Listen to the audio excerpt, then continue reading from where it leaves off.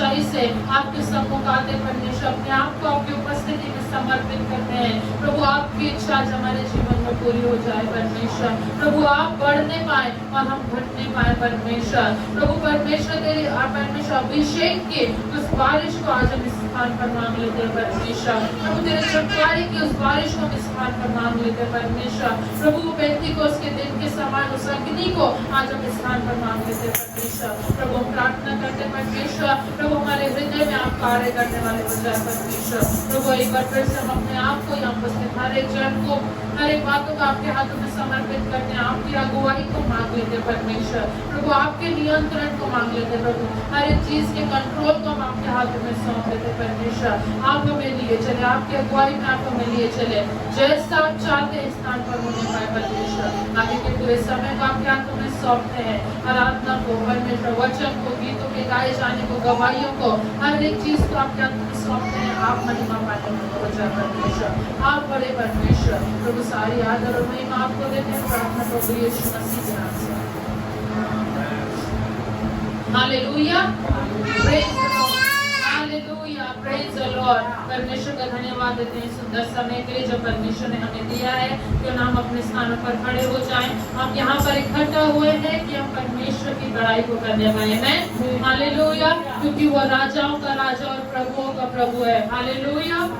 परमेश्वर का धन्यवाद देते हैं सुंदर समय के लिए। हम मिलकर के कुछ गीतों को गाएंगे, परमेश्वर की आराधना करेंगे, ताली बजाते हुए, नाचते हुए, आनंद के साथ में परमेश्वर की महिमा करेंगे। मैं हालेलुया। ये गीत हम सबको आता है, जय बोलो यीशु मसीहा की जय बोलो, हालेलुया, हालेलुया। परमेश्वर का धन्यवाद हो, हालेलुया। जय बोलो यीशु मसीहा की जय बोलो, जय बोलो यीशु मसीहा की जय बोलो, जय बोलो यीशु मसीहा की जय बोलो। मिलकर गाएं, जय बोलो यीशु मसीहा की जय बोलो। अंधों को आँख दिया यीशु ने, अंधों को आँख दिया यीशु ने, लंगड़ों को चला दिया यीशु ने, लंगड़ों को चला दिया यीशु ने, अंधों को आँख दिया यीशु ने, लंगड़ों को चला दिया यीशु ने।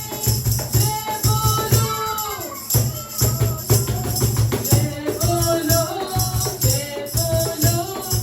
यीशु मसीहा की जय बोलो, जय बोलो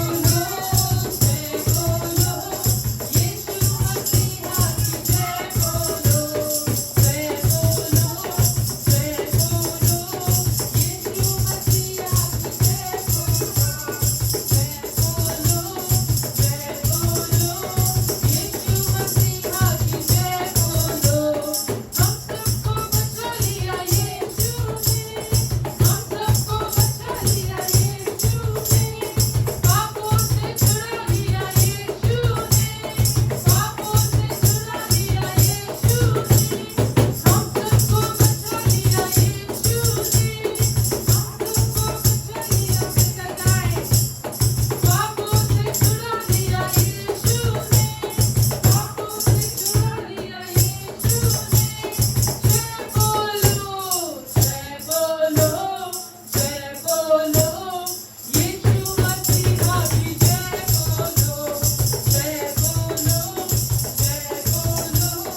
यीशु मसीहा की जय बोलो, जय बोलो यीशु मसीहा की जय बोलो, जय बोलो यीशु मसीहा की जय बोलो, जय बोलो यीशु मसीहा की जय बोलो, यीशु मसीहा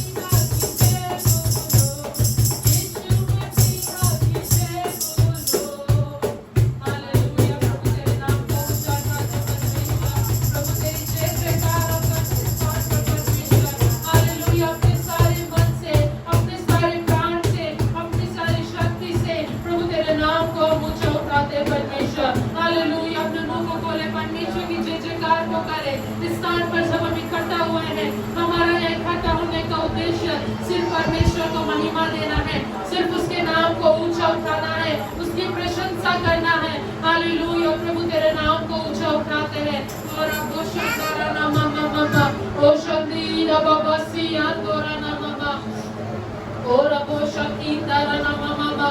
O sandora baba shandora baba. O shiandara nama sandora bo. Rimo shandara baba shandara nama mama.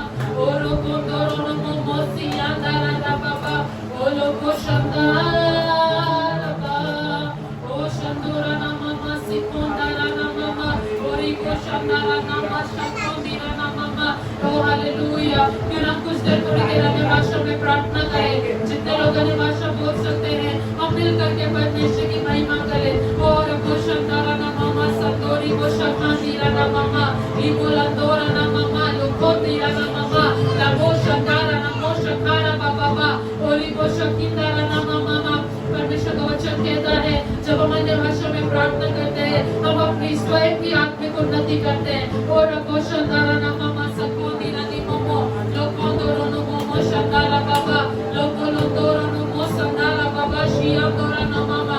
जब हम आगे आराधना की ओर बढ़ते हैं हालेलुया क्यों ना वो स्तुति रूपी सिंहासन को परमेश्वर के लिए तैयार करें। लोको शियादोरा ना मामा मामा शंदारा बाबा लोकोदीरा ना मामा संदोरा बाबा शियादोरा ना मामा लोकोलोदोरो नो मोमो शंदारा बाबा शिकोंदारा ना मामा लोकोदीरा नी मामा संदोरा बाबा लिबोलंदारा ना मामा शंदोरी बाबा लखादोरा नी मामा। ओरा बोशंदारा ना संदारा ना मामा ओली बोलंदारा ना संदोरा रे बशखादीरा ना मामा ओरा बोशंदीरा ना मामा। लोगों के पास में प्रार्थना जा रही है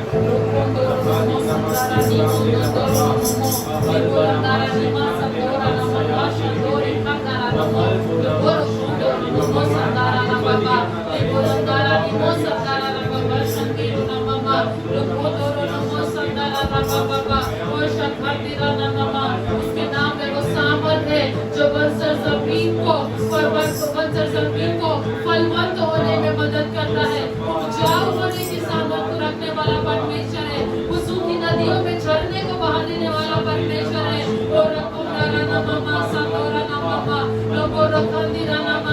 वो सूखी हड्डियों में वापस से वो जान फूंक करके उन्हें खड़ा कर देने वाला परमेश्वर है। वो सामर्थी परमेश्वर की आराधना करने के लिए हम यहाँ इकट्ठा हुए हैं।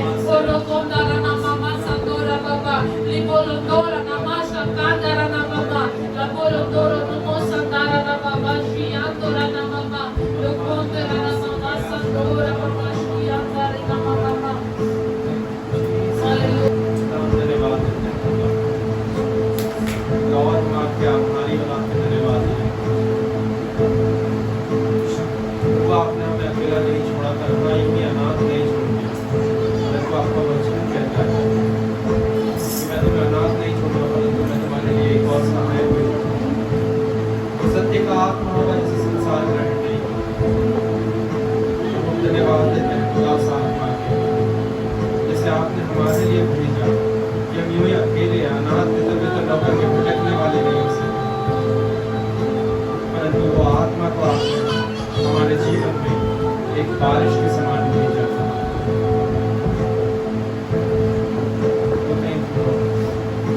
उस आत्मा की बारिश थैंक यू धन्यवाद। सच में खुदा हम आपके धन्यवाद क्योंकि वो आत्मा का साथ होना हमारे जीवन में आपकी कमी को पूरा हो। प्रभु आपकी कमी को पूरा नहीं करता परंतु हमें इस बात का एहसास दिलाता है कि आप हमारे नजदीक आप हमारे पास हैं। We are thankful for the gift of Holy Spirit that you have showered upon us. Lord, have mercy on us.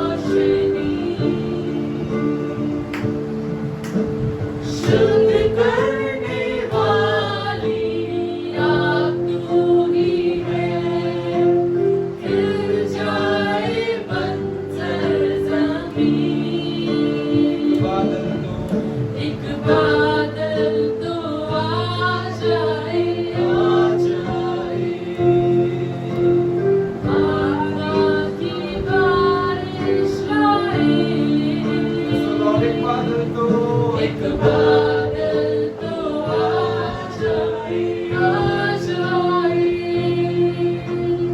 आत्मा की बारिश लाए, तू ही मेरी प्रार्थना, तू ही मेरी आराधना, तू ही मेरी प्रार्थना, मेरी आराधना तू ही मेरी उस खुदा से कहे तू ही मेरी प्रार्थना तू ही मेरी ये सुनो और आपसे मेरी आराधना है तू ही मेरी आराधना मेरे सूखे दिल पे होने दो बारिश होने दो मेरे सूखे दिल पे होने दो बारिश होने दो मेरे सूखे दिल पे होने दो बारिश होने दो मेरे सूखे दिल पे होने दो बारिश होने दो मेरे सूखे दिल पे होने दो बारिश होने दो मेरे सूखे दिल पे होने दो बारिश होने दो यीशु तुझको ही मैं चाहूं बारिश होने दो यीशु तुझको ही मैं चाहूं बारिश होने दो यीशु तुझको ही मैं चाहूं बारिश होने दो यीशु तुझको ही मैं चाहूं बारिश होने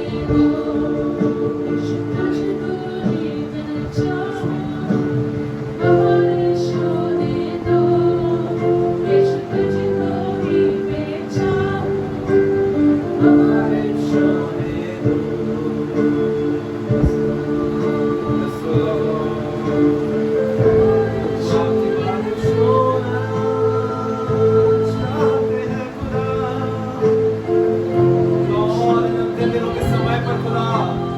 तो प्रभु जी इस भारतवर्ष में प्रभु जी वो उत्तर से दक्षिण तक खुदा पूर्व से पश्चिम तक खुदा राजा वो आपके आत्मा का आपका रूह का बारिश होने वाला हो सके हम ऐसे हम प्रार्थना करते जाएंगे वो यो साला मिशन खाते ना ममा ममा ममा से शादिया ना मशादे ना मसाखादे ना मलारे ममा ममा बाई मलारिया शोत्रे ओ ना मशाया ना मसाखादे ना मशाल ममा ममा ममा मलारिया शोत्रे मशाया ना मसा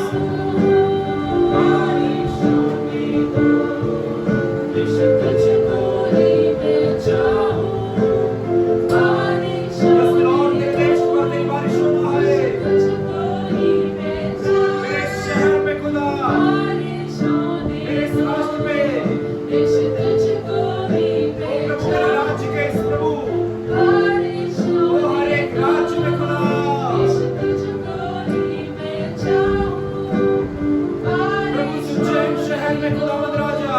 यीशु तुझको है पुकारो, बारिश होने प्रदेश में खुदावंद राजा। तेरी आत्मा की यहाँ पर बारिश होने दो, तेरे अभिषेक की यहाँ पर बारिश होने दो, तेरी आत्मा की यहाँ पर बारिश होने दो, तेरे अभिषेक की यहाँ पर बारिश होने दो, तेरी आत्मा की यहाँ पर बारिश होने दो, तेरे अभिषेक की यहाँ पर बारिश होने दो, तेरे आत्मा की यहाँ पर बारिश होने दो, उज्जैन में तेरी आत्मा की बारिश होने दो, एमपी में तेरे अभिषेक की नदियाँ बहने दो, एमपी में तेरे नदियों की बारिश होने दो, एमपी में तेरे अभिषेक की नदियाँ बहने दो। Come on church कहे, इसे prophetically declare करें। ओ जब हम घोषणा करते हैं हालात बदल जाते हैं। ओ अभिषेक की नदियों को मांग ले। ओ आत्मा की बारिश व्यर्थ ना जाए। आत्मा की बारिश होने दो, एमपी में तेरी आत्मा की बारिश होने दो, उज्जैन में तेरे अभिषेक की नदियाँ बहने दो।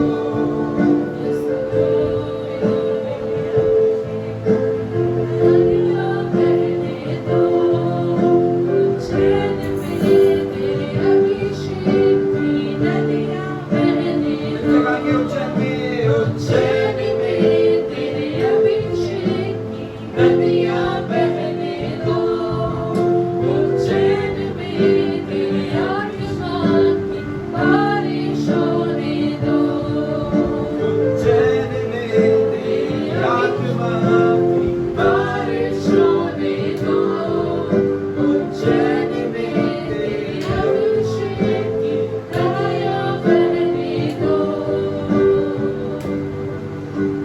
हम चाहते हैं खुदा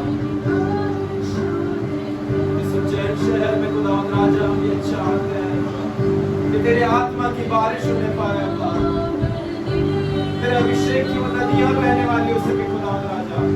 अब्बा तेरा वचन कहता है कि जो मुझ में से पिएगा वो फिर कभी प्यासा ना होगा, क्योंकि उसके अंदर से जीवन जल की नदियां बह निकलेगी। लॉर्ड हम प्रार्थना करते हैं कि प्रभु इस उज्जैन शहर में खुदावंद राजा हर एक छोर हर एक प्रभु जी स्थान में खुदावंद राजा तेरे आत्मा का कब्जा हम मांग लेते हैं। तेरे पवित्र आत्मा की वो बारिश को हम मांग लेते हैं।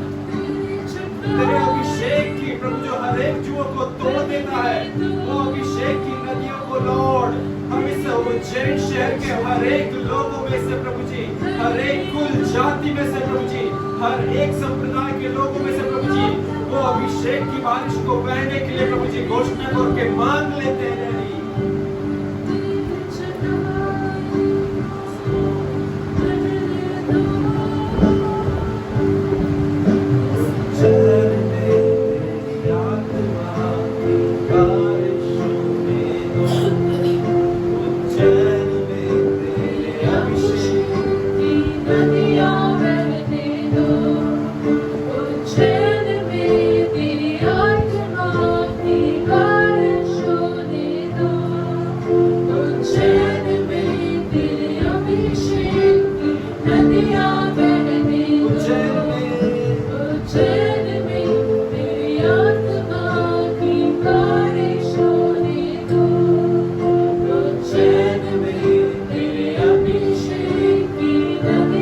Amen.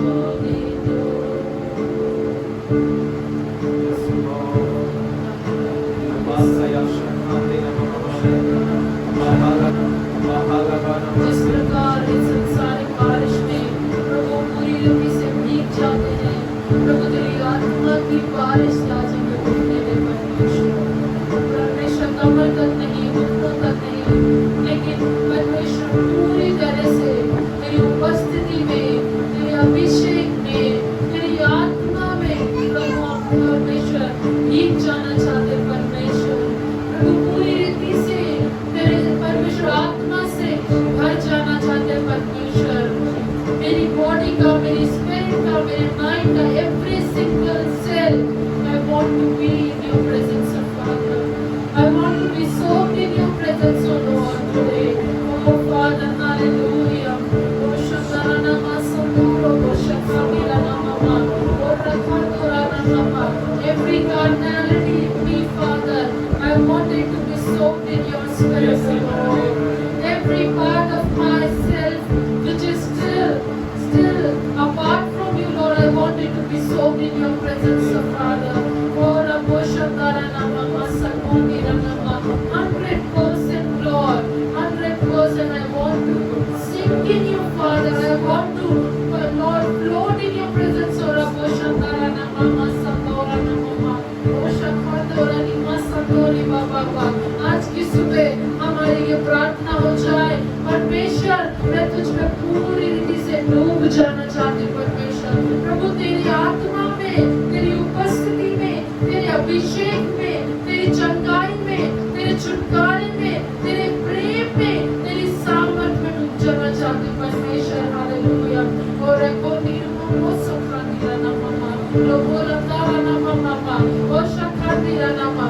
जब हम परमेश्वर की उपस्थिति में भीग जाएंगे, जब हम उसकी अभिषेक से भीग जाएंगे, फिर हमारे अंदर there will be no sickness, there will be no impurity, there will be no carnality, there will be no sin in there. Oh hallelujah. परमेश्वर की उपस्थिति में कोई दुख नहीं है, उसकी उपस्थिति में कोई परेशानी नहीं है, उसकी उपस्थिति में कोई बंधन नहीं है, उसकी उपस्थिति में कोई बीमारी नहीं है। जब हम उसकी आत्मा से पूरी रीति से उसकी आत्मा में हम डूब जाएंगे, हम भीग जाएंगे, परमेश्वर हमारे शरीर में से, हमारे मन विचार कल्पनाओं में से, हमारी आत्मा में से हर एक उस बीमारी को जाने के लिए आज्ञा दे रहा है। हर एक उस सांसारिक बातों को, उस बंधन को परमेश्वर तोड़ रहा है आज की सुबह। हालेलुया।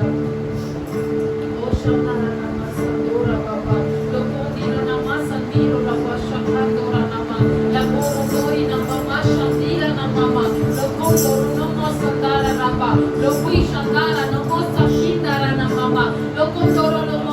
हम चुप ना बैठे, परमेश्वर ने अपनी आत्मा से भरा है, क्यों न अन्य भाषा में परमेश्वर को धन्यवाद दे, उसकी महिमा करे, उसकी प्रशंसा करे। लोगों शंदारा नामा, परमेश्वर का वचन कहता है, जब हम प्रार्थना करना नहीं जानते, परमेश्वर का आत्मा आप हमें प्रार्थना करना सिखाता है। लोगों रंदारा निमो शंदारा नामा, लोगों रिखंदारा नामा, लोगों शंदारी नामा सकोंदीरा नामा, लोगों शंदारा नामा, लोगों दीरा नामा, और रबा शंदारा नामा, लोगों दीरा नामी सोंदारा रखासोरी नामा, लिबो लंदारा निमो शंदारा बाबा, और लोगों दीरा निमो शकीरा बाबा, लिबो लंगोरो नमो संदारा बाबा, वो लोगों दीरा नामा, लिबो रोबो शकारा नामा बाबा, लोगों लंदारी रबा सकोंदीरा नामा, लोगों दीरा नामा शकारा बाबा, और रबो रखादीरा नामा, लखादोरो नमो, लोगों दीरा नामा।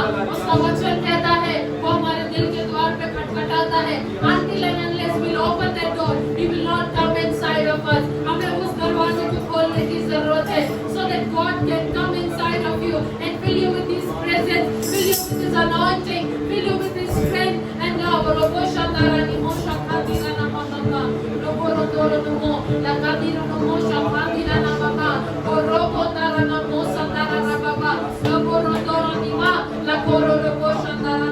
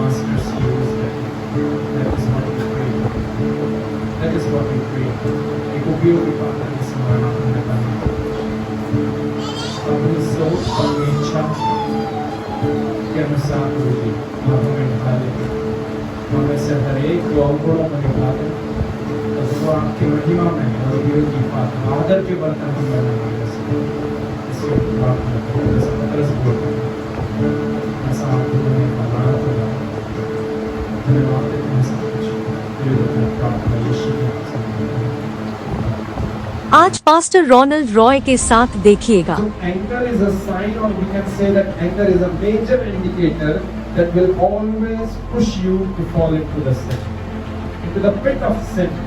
अगर क्रोध जो है वो हमेशा से ही एक चिन्ह रहा है और क्रोध आपको और मुझे हमेशा से ही वो क्या करेगा, वो एक चिन्ह है जो आपको और मुझे जब हम उसके बहकावे में या उसके प्रभाव में चलते जाएंगे तो क्रोध अंततः हमें क्या करेगा, वो हमें अंततः ले जा करके पाप की अवस्था में गिरा देगा। इसमें कोई दो राय नहीं है। If we are moving by the anger, then that anger will push us away to fall into that sin. Where does anger will lead us? It will lead us to fall into sin. वो पाप में गिरने के लिए लेकर के जाएगा। क्रोध की अंतिम मंजिल जो है वो पहुंच है।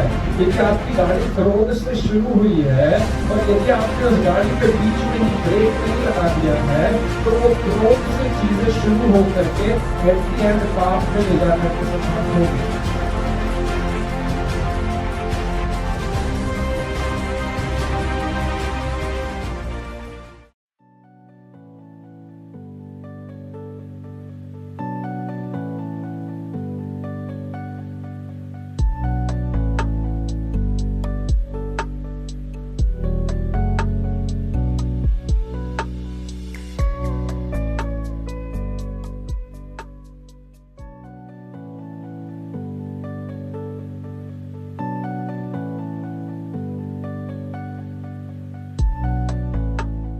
हालेलुया, प्रभु के नाम की महिमा हो। मैं आज की संडे सर्विस के लिए प्रभु का धन्यवाद देना चाहूँगा।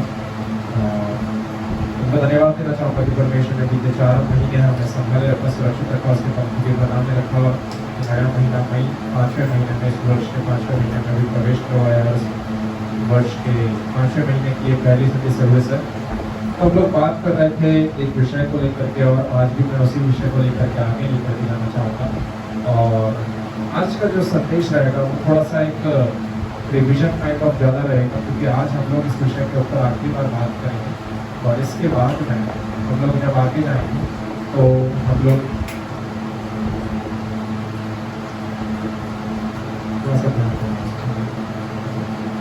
इसके बाद में जब हम लोग आगे जाएंगे तो हम इस आत्मिक परिपक्वता की ही श्रेणी में दूसरे भाग को लेकर के आएंगे, है ना। जो ये शिक्षा है, जिस शिक्षा को लेकर के हम बात कर रहे थे अर्थात आत्मिक परिपक्वता, ये आत्मिक परिपक्वता असल में 2 भागों में विभाजित है ना।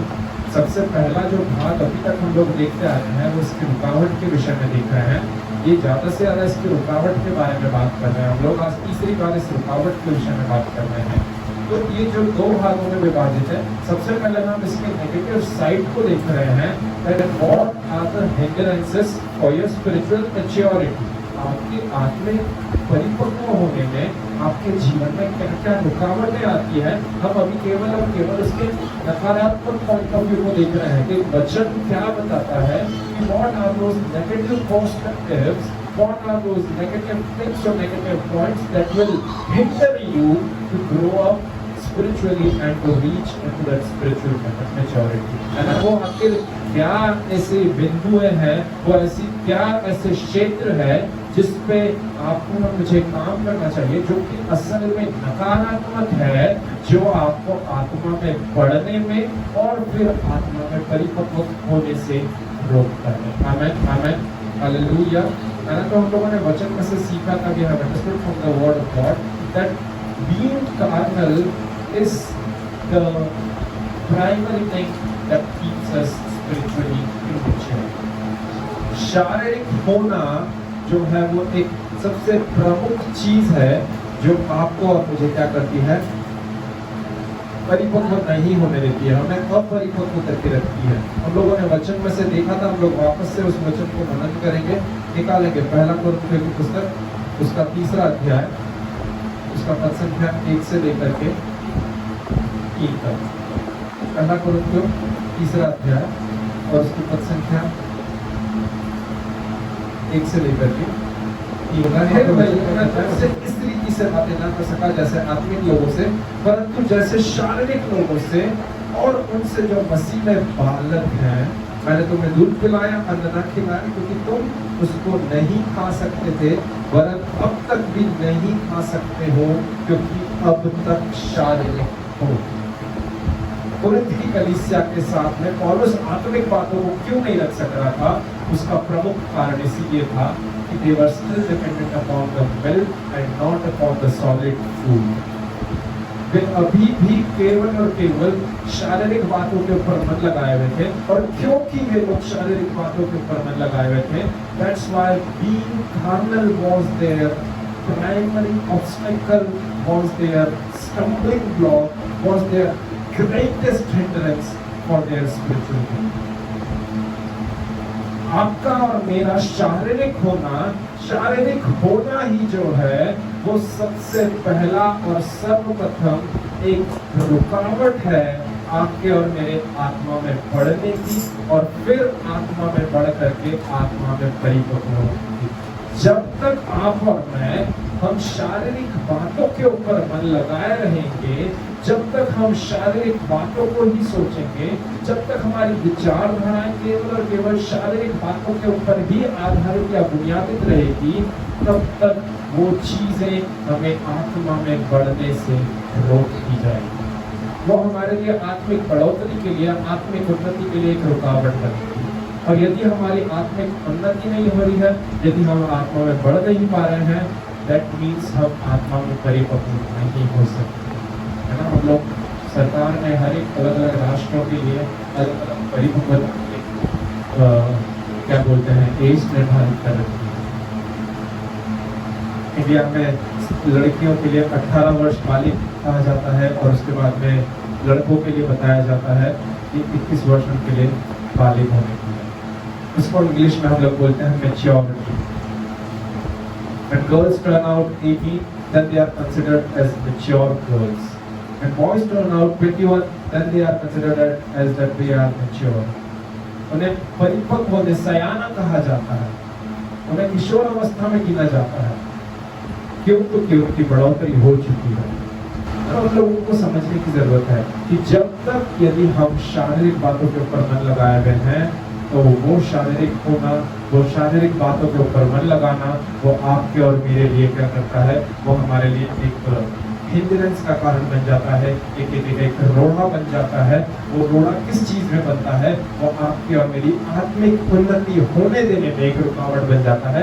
आपका और मेरा शारीरिक होना, we being carnal is the primary obstacle for our spiritual growth। It's a hindrance, it's a stumbling block। वो एक रोड़े का पत्थर है, ये वो एक रुकावट, वो हमें ठेस पहुंचाने का, हमारी आत्मिक उन्नति में ठेस पहुंचाने, हमें ठोकर दिलाने का कारण क्या बनता है? वो केवल और केवल आपका और मेरा शारीरिक होना है। आमीन, हालेलुया, हालेलुया, हालेलुया। क्यों? क्योंकि जब आप और मैं शारीरिक होते हैं, इस बात को ध्यान दें और इसे नोट भी कर लें अगर आप चाहें तो, कि आपका और मेरा शारीरिक होना, वो पता है क्या करता है? वो हमें ज्यादा से ज्यादा शारीरिक बातों के ऊपर केंद्रित करके रखता है, परंतु उसी की दूसरी ओर वो कम से कम हमें आत्मिक बातों के ऊपर ध्यान देने देता है। मैं फिर से इस बात को कहना चाहूंगा कि शारीरिक होने से वो क्या करता है? वो आपको और मुझे ज्यादा से ज्यादा शारीरिक बातों की तरफ केंद्रित रखता है, और कम से कम आत्मिक बातों के ऊपर ध्यान देता है। Being carnal or being fleshly oriented makes you more and more conscious about your fleshly things and less sensitive about the spiritual things। मैं इस बात को फिर से दोहराना चाहूंगा कि being carnal or being fleshly oriented makes you more and more oriented towards fleshly things and less sensitive towards the spiritual things। कम से कम आत्मिक बातों के ऊपर ध्यान दे पाते हैं जब आपका ध्यान टोटली शारीरिक बातों पे होता है। ज्यादा से ज्यादा यदि हम शारीरिक बातों के ऊपर ही मन विचार को लगा रहे हैं तो वो क्या करता है, वो केवल और केवल एक ही चीज करता है कि वो हमें हमारी आत्मिक बढ़त को रोक देता है। इसीलिए कलीसियाओं में क्या होता है, बहुत सारे विश्वासी क्या करते हैं, फास्टिंग में से करके जाते हैं। What's the primary reason for them to go through the fasting? The sole reason churches, the believers in the churches goes to the fasting is to put their fleshly desires and their fleshly urges under their control of spirit man. This whole and soul concept of fasting is not to convince God कि परमेश्वर तो मेरी इन सब चीजों की है, मेरी मुराद पे, मेरी प्रार्थना का तो उत्तर दे। नहीं नहीं नहीं नहीं। The whole and soul purpose of fasting is this कि उसके द्वारा आप अपने आप को डिसिप्लिन में लेकर के आते हो, आप एक डिसाइपलशिप का जीवन जीने लग जाते हो जो डिसिप्लिन से भरा होता है। और जब आप डिसिप्लिन में लेकर के आते हो तो क्या चीज को डिसिप्लिन में लेकर के आते हो, जब कलीसिया के लोग फास्टिंग में से होकर के जाते हैं तो उनका फास्टिंग में से होकर के जाने का उद्देश्य केवल और केवल ये होता है to put their fleshly desires and their fleshly urges under the control of their spirit.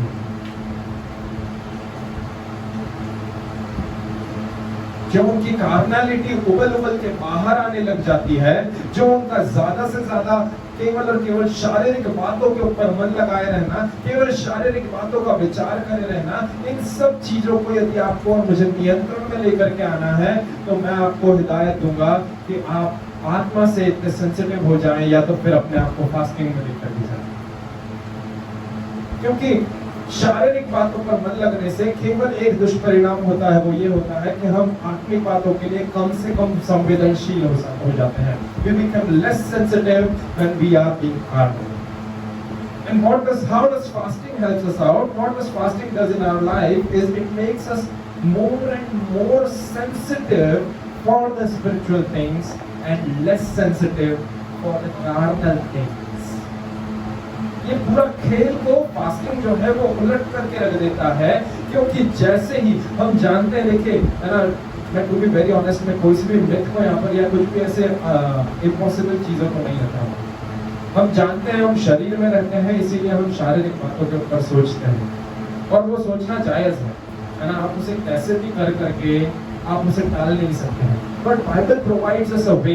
परमेश्वर का वचन हमें एक तरीका बताता है जिसके द्वारा आपका और मेरा आत्मा जो नए सिरे से जन्म है, जिसमें यीशु को उद्धारकर्ता के रूप में जाना है, जो पिता की गोद में जाकर के विश्राम करेगा, हम उस आत्मा के को हमारे शरीर में प्रभुता देने के लिए एक तरीके को आजमा सकते हैं, एक तरीके को काम में लेकर के आ सकते हैं, और वो तरीका है उपवास प्रार्थना।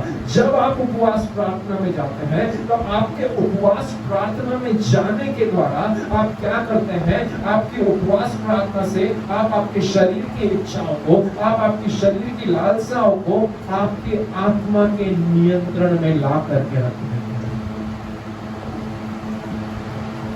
हमारी आत्मा हमारे शारीरिक बातों के ऊपर, हमारे शारीरिक लालसाओं के ऊपर कब्जा ले लेती है। हम बल पाते हैं, हम आत्मा में मजबूत हो जाते हैं। क्यों? क्योंकि उपवास प्रार्थना हमें आत्मिक बातों के लिए ज्यादा से ज्यादा सेंसिटिव कर देती है और शारीरिक बातों के लिए कम से कम सेंसिटिव करती है। फिर शारीरिक बातें जो भी हमारे जीवन में हो रही है उससे हमें ज्यादा कुछ फर्क नहीं पड़ता, हमें उससे ज्यादा कुछ फर्क नहीं पड़ता। कभी भी आप देखें, किसी से भी आप फास्टिंग के किए हुए लोगों से पूछिएगा कि जब ये लोग फास्टिंग में जाते हैं उनके लिए 1 या 2 दिन बहुत मुश्किल के होते हैं, जब उनको बहुत भूख लगती है, बहुत अनईजीनेस होती है, बहुत उनका मन जो है वो इधर उधर डोलता रहता है और उनकी विचारधारा इधर उधर जाती है। बट वो केवल 1 या 2 दिन की उनकी लड़ाई होती है, तीसरे दिन से वो उनके लिए बहुत आसान हो जाता है। उस फास्टिंग में जाना बहुत आसान हो जाता है, उनकी विचारधाराएं अब इधर उधर डामाडोल नहीं होती है, परंतु वो कॉन्शियस होते हैं, सचेतना में होते हैं। और उसके साथ फास्टिंग का डजंट मीन्स कि आप आपके खाने को ब्रेक दें, है ना। हम लोगों ने इस बात पे जानते हैं कि fasting is not skipping a meal, fasting is going closer to Jesus, है ना। उपवास का मतलब ये नहीं कि एक टाइम खाना छोड़ने पर, उपवास का मतलब ये है कि गोइंग क्लोज टू जीसस, है ना, यीशु के नजदीक जाना, यीशु के नजदीक जाना और उसके नजदीक जाने से अपने आप को ज्यादा से ज्यादा आत्मा के लिए सेंसिटिव बनाना, आत्मिक बातों के लिए सेंसिटिव बनाना, आत्मिक बातों के लिए सेंसिटिव बनाने के द्वारा शारीरिक बातों को कम करते जाना। That is what fasting is. Amen. Hallelujah. हम लोगों ने परमेश्वर के वचन में से ये बात भी देखी थी कि there are some indicators that indicate us to analyze that are we growing up spiritually or are we growing up carnally, है ना। बाइबल आपको और मुझे आत्मिक परिपक्वता के विषय में कुछ ऐसे इंडिकेटर्स या कुछ ऐसे दिशाएं देती है, जो दिशाएं आपको और मुझे ये बात बताती है कि क्या आपकी और मेरी उन्नति शारीरिक क्षेत्र में हो रही है या क्या आपकी और मेरी उन्नति आत्मिक क्षेत्र में हो रही है। क्योंकि यदि आप और मैं आत्मा में उन्नति कर रहे हैं, यदि आपकी और मेरी आत्मिक उन्नति हो रही है, तो फिर हमारे जीवन में क्रोध, ईर्ष्या, झगड़ा रगड़ा, बैर, एक दूसरे से तनातनी या एक दूसरे के लिए पक्षपात की भावना, इन सब चीजों की कोई जगह नहीं। If we are growing up in the spirit now, that there would not be a place, there would be no place for anger, division, strife, quarrel, separation and being partial with one another. To be very honest with you, because that is what the word of God says. वचन क्या बोलता है वहाँ पर तीसरी पद संख्या में अगर हम लोग जाएं अपने निकाय डाले तो, क्योंकि अब तक शारीरिक हो इसलिए कि जब तुमने डाहा और झगड़ा है तो क्या तुम शारीरिक नहीं। यदि हमारे अंदर एक दूसरे के लिए डाह की भावना, झगड़े की भावना है, एक दूसरे से उचक करके झगड़ा करने लग जाते हैं, तो पौलुस पूछता है कि क्या तुम शारीरिक नहीं। अंग्रेजी बाइबल बोलती है कि if you have division, if you have strife, quarrel, separation and being partial with one another, all of these things, ये सारे के सारी चीजें, डाह की भावना, झगड़ा करना, एक दूसरे के साथ में पक्षपाती होना, ये सारे वो चिन्ह हैं जो इस बात को बतलाते हैं कि आप और मैं आत्मिक नहीं परंतु शारीरिक हैं। और उसमें क्या बोलता है, वो स्पष्ट बताता है कि अब तक तुम शारीरिक हो, क्या क्योंकि अब तक तुम शारीरिक हो। इंग्लिश में बोलती है but you are still carnal. क्यों हमें वो यहाँ पर दो शब्दों पे यदि हम लोग मनन करें ना, या इस चीज को समझें, तो क्यों यहाँ पर कोरिन्थ की कलीसिया why they were still carnal, why they were still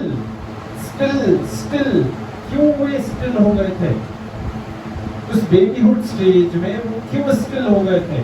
just because they were having anger issues, just because they were having, क्या बोलेंगे, एंगर इश्यूज बोलेंगे, just because they often quarrel with each other, है ना, एक दूसरे से झगड़ा रगड़ा करते थे, एक दूसरे से डाह करते थे, ईर्ष्या रखते थे, है ना, एक दूसरे के साथ में तनातनी के साथ में क्रोध के साथ में बात करते थे। That was what keeping them to grow up spiritually and get mature in the spirit. कोई चीज थी जो उन्हें आत्मा में बढ़ने से रोक रही थी। और हमने इस बात को भी सीखा था कि what happens if you move by your carnal reflexes। क्या होता है जब आप और मैं हमारे शारीरिक ज्ञान इंद्रियों के द्वारा या शारीरिक बातों के द्वारा हम चलने लग जाते हैं। हम लोगों ने देखा था कि जब एग्जैक्टली जैसे हम लोग इस डाह या क्रोध के विषय में बात कर रहे हैं, तो जब हम क्रोधित होते हैं तो वो क्रोध हमारे जीवन में क्या करने लग जाता है। हम लोगों ने देखा था इफिसियों 4:26 में से और कैन के जीवन में से, जब आप और मैं क्रोध करते हैं और जब वह क्रोध आपके और मेरे जीवन में हावी हो जाता है, तो वो क्रोध आपके और मेरे जीवन में हावी होने के द्वारा पाप को लेकर चलता है। क्रोध का अंतकरण परिणाम या एंड रिजल्ट बोल लें तो क्रोध का एंड रिजल्ट जो है वो केवल और केवल पाप है। कैन के जीवन में से यदि हम लोग सीखें तो हम इस बात को समझ नहीं पाते हैं कि कैन जो है वो क्रोधित हुआ था, जो कि उसका एक स्वाभाविक क्रोध था जो ईर्ष्या या फिर जलन के ऊपर बुनियादित था।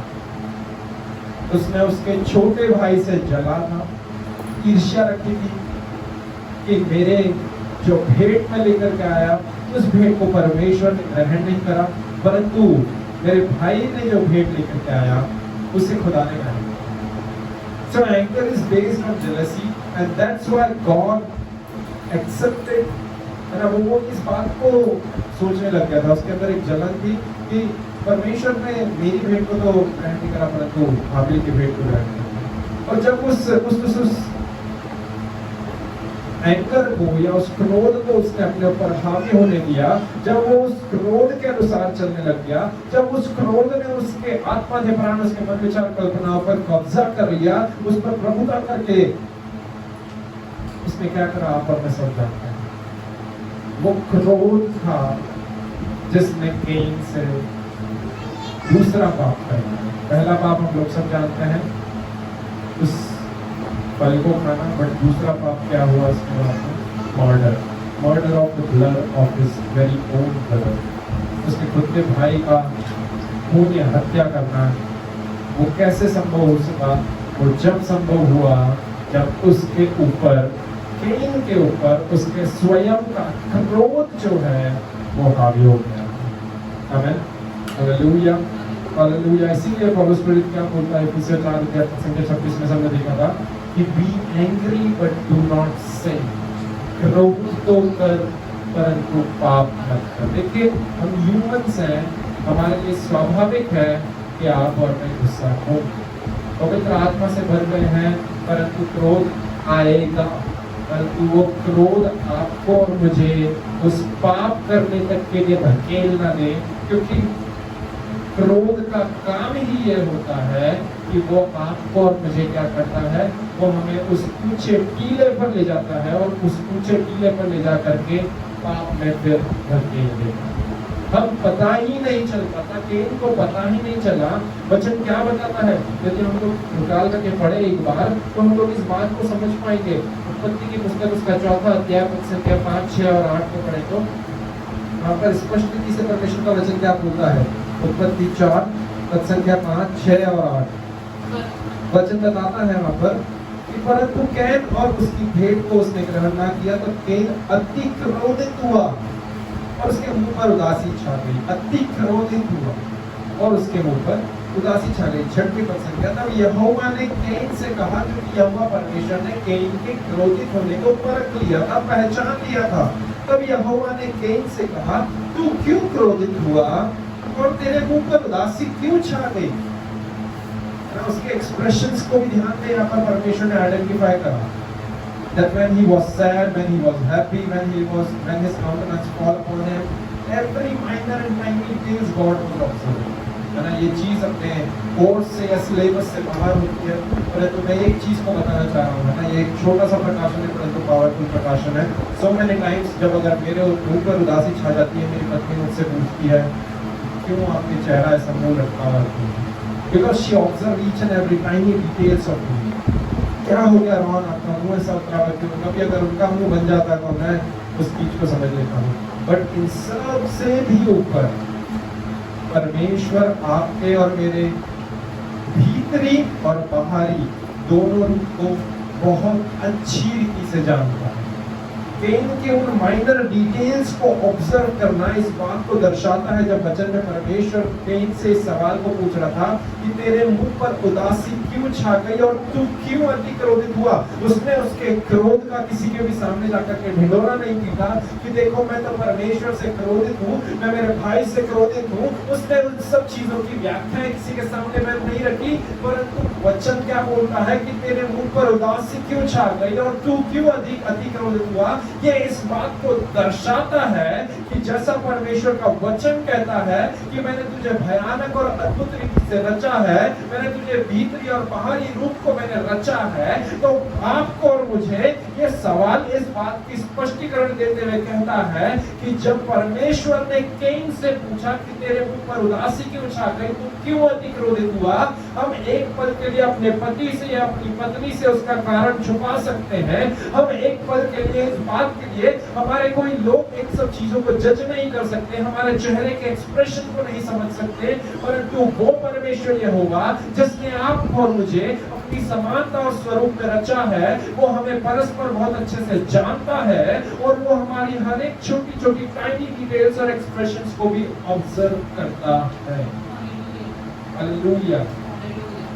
Our God is an observant God who observes each and every tiny expressions, every facial expressions, every inward anger that is growing in us. हमारे अंदर यदि कुछ भी पनप रहा है ना, दोनों चीजों को आपको और मुझे यहाँ पर वचन बताता है। वचन क्या बोलता है? वचन बोलता है यहोवा ने कैन से कहा, तू क्यों क्रोधित हुआ और तेरे मुंह पर उदासी क्यों छा गई? उसने उसके यहोवा परमेश्वर ने उसके अंदर, उसके आंतरिक, उसके भीतरी क्रोध को भी भांप लिया था और उसके साथ में जो उसका मुंह, उस पर उदासी छा गई थी, उसे भी परमेश्वर ने परख लिया। आमीन, हालेलुया। और जब मैं वही बात बोल रहा था आपको कि जब वो क्रोध आपके और मेरे जीवन पर हावी होता है तो वो क्या करवा डालता है? वो पाप करवा डालता है। 8वीं पद संख्या इस बात को भली भांति साबित करती है। तब कैन ने अपने भाई हाबिल से कुछ कहा, है ना? तब कैन ने अपने भाई हाबिल से कुछ कहा और वचन यहाँ पर बोलता है कि वो कह रहा था। यहाँ पर ये नहीं बोल रहा कि उसने कुछ पहले से तैयार करके रख रखा था या वो प्लान कर रहा था, उसने उसको मर्डर को प्लान नहीं करा था, but when he was speaking, while he was speaking certain things to his brother, वचन बताता है तब कैन ने अपने भाई हाबिल से कुछ कहा और जब वे मैदान में थे तब कैन ने भाई हाबिल पर चढ़कर उसे घात किया। That means वो उसके एंगर से इतना मूव हो गया, उसका क्रोध उसे इतना डोमिनेट करके उसे चलाने लगा कि वो उस एंगर इश्यूज में, वो उस रेज में, उस हीट ऑफ द मूवमेंट में, उस जेलेसी में, उसे पता ही नहीं चला that when his anger has overtaken upon him, उसे इस बात का मालूम ही नहीं हुआ कि कब वो क्रोध उसने उसके भाई के लिए परमेश्वर के प्रति करा था, कब वो क्रोध उसके ऊपर हावी हो गया। उस बात को वो समझ ही नहीं पाया। And when he was being impulsive या बोलने शॉर्ट टेम्पर्ड हो गया, और वो शॉर्ट टेम्पर्ड होने के कारण उससे ये बात का आभास ही नहीं हुआ कि वो बात करने के लिए कब उसके भाई को मैदान में ले गया, कब उसके ऊपर चढ़ करके उसने बात कर दी। So don't let your anger control or rule or dominate upon you. Because we all know that Cain was moved with anger, and where does it lead him? It led him to commit a sin by killing his own brother.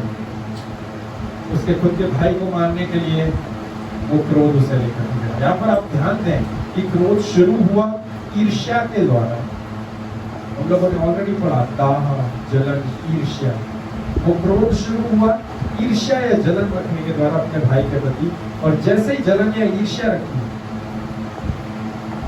तो वो क्रोध at the end कहां पर ले जाकर के रखा? उसे पाप करवाने के लिए। So anger is a sign, or we can say that anger is a major indicator that will always push you to fall into the sin, into the pit of sin. है ना? क्रोध जो है वो हमेशा से ही एक चिन्ह रहा है, और क्रोध आपको और मुझे हमेशा से ही वो क्या करेगा? वो एक चिन्ह है जो आपको और मुझे, जब हम उसके बहकावे में या उसके बहाव में चलते जाएंगे, तो क्रोध अंततः हमें क्या करेगा? वो हमें अंततः ले जा करके पाप की एक अवस्था में गिरा देगा। इसमें कोई दो राय नहीं है। If we are moving by the anger, then that anger will push us away to fall into that sin. Where does anger will lead us? It will lead us to falling to sin. है ना? वो पाप में गिरने के लिए लेकर के जाएगा। क्रोध की अंतिम मंजिल जो है वो पाप है। यदि आपकी गाड़ी क्रोध से शुरू हुई है और यदि आपने उस गाड़ी पे बीच में ही ब्रेक नहीं लगा दिया है, तो वो क्रोध से चीजें शुरू हो करके एट द एंड पाप में ले जा करके समाप्त होगी।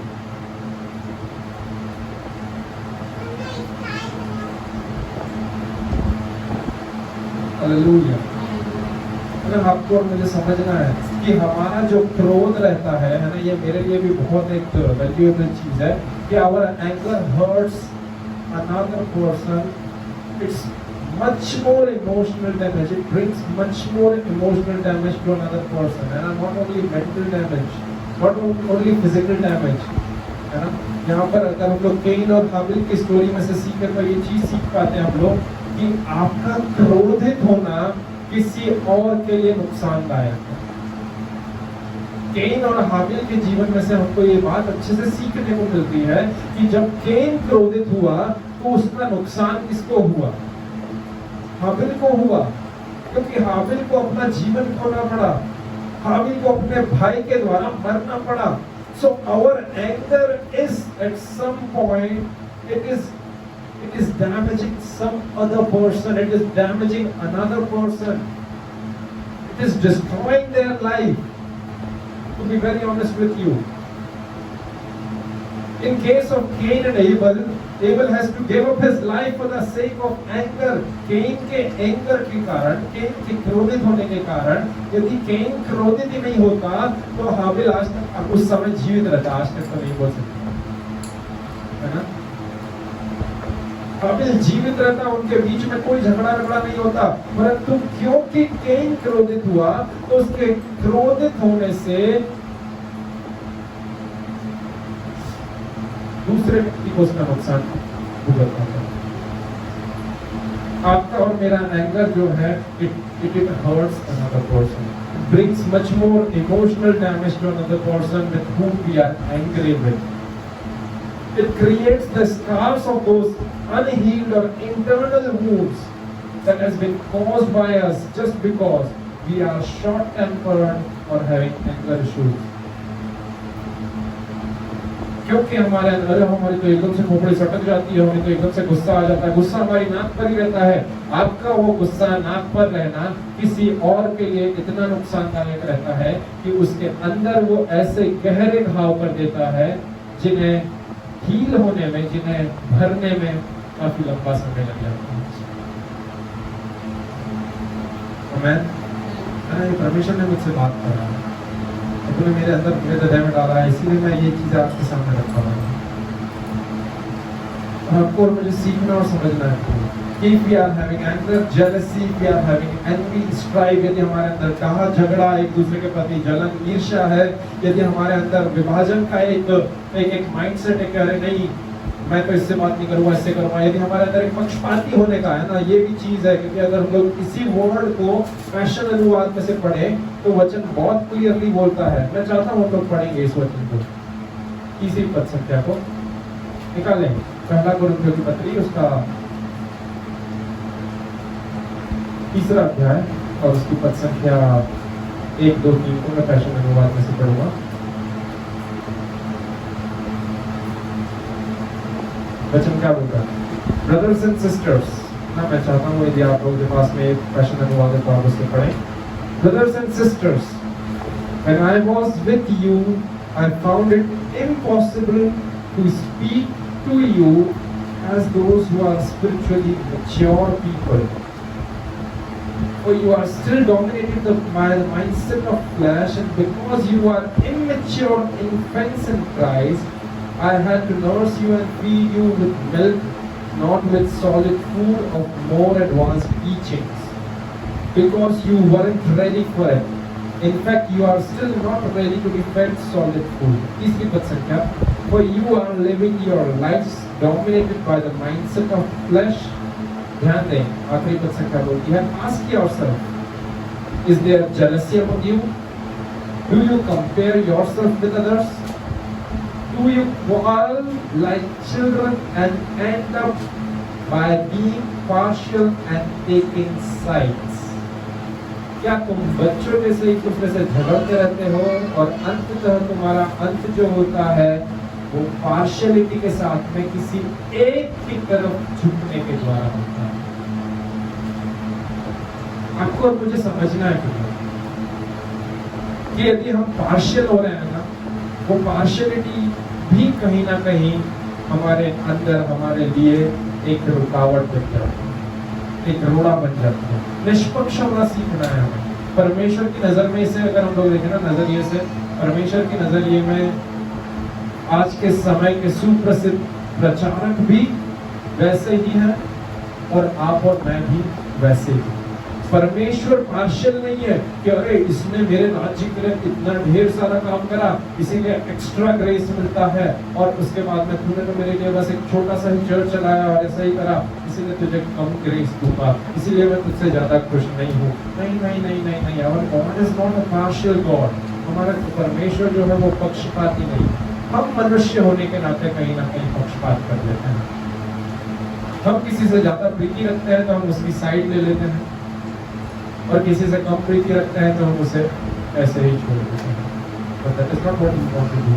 ऐसा हमें नहीं करना चाहिए, है ना। आपको मुझे समझना है कि we are having anger, यदि हमारे अंदर डाह, झगड़ा, रगड़ा, एक दूसरे के प्रति ईर्ष्या, जलन, पक्षपात करने की भावना, विभाजन करने की भावना, ये सारी चीजें हैं, तो ये सारी चीजें आपके और मेरे लिए एक स्पिरिचुअल हर्डल्स बन रही है। These are the hurdles for our spiritual maturity. If we are having anger and jealousy, if we are having envy and strife with one another, if we are having division and partial mindset for one another, then these all things are like a spiritual hurdles for us. No matter how much hard we pray in tongues, इससे फर्क नहीं पड़ता कि कितने घंटे आप और मैं अन्य भाषा में प्रार्थना करते हैं। इससे फर्क नहीं पड़ता कि हम कितना, हमारी हर एक संडे सर्विस को हम टाइम पर जाकर के अटेंड करते हैं। आप भले से कितना ही देर अन्य भाषा में प्रार्थना करें, आप भले से कितना ही चर्च में रेगुलर मेंबर क्यों ना हो, आप भले से कितना ही आप उपवास प्रार्थना क्यों ना करते हो, आप दान दशमांश देने वाले व्यक्ति हो, आप हर एक चीज में प्रभु के लिए आगे से आगे हो, परंतु यदि आपके जीवन में अभी भी एंगर इश्यूज है, अभी आपके जीवन में एक पक्षपात की भावना है, आपके अंदर जलन और ईर्ष्या अभी भी पनप रही है, यदि आपके अंदर अभी भी किसी की साइड लेने की भावना या एक दूसरे से एक डिवीजन का माइंडसेट है, if we are still moving with this anger, this jealousy, this envy, this strife, this division, this attitude of being partial with someone, तो आपका मेरा प्रार्थना करना, आपका मेरा वचन पढ़ना, आपका मेरा दान दशमांश देना, ये सब व्यर्थ है, क्योंकि हम आत्मिक उन्नति नहीं।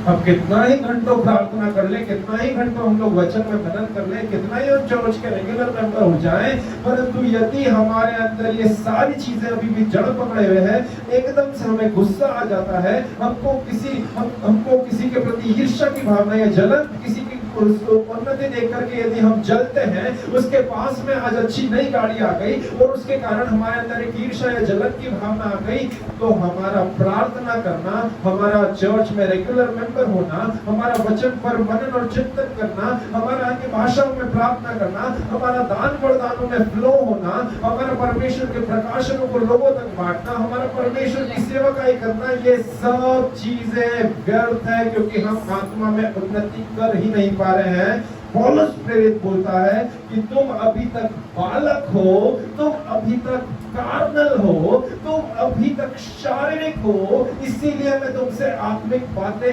नहीं कर पा रहा हूं।